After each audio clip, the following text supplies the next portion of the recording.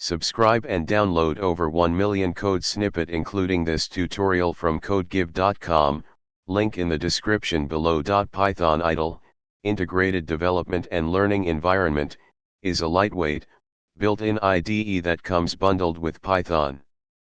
It provides a simple yet effective environment for writing, testing, and debugging Python code. In this tutorial, we'll explore the features of the Python idle shell and walk through some code examples. To start using Python idle, follow these steps. This will launch the Python idle shell.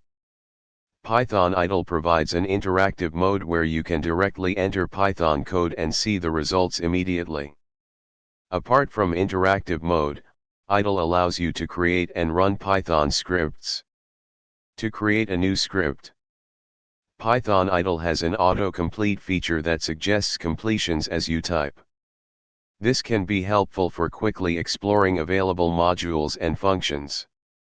Idle provides syntax highlighting, making it easier to read and understand your code. You can use the debugger in idle to step through your code and identify issues. Python idle is a versatile and user-friendly environment for Python development. Whether you're a beginner or an experienced developer, idle provides essential tools for writing and testing Python code.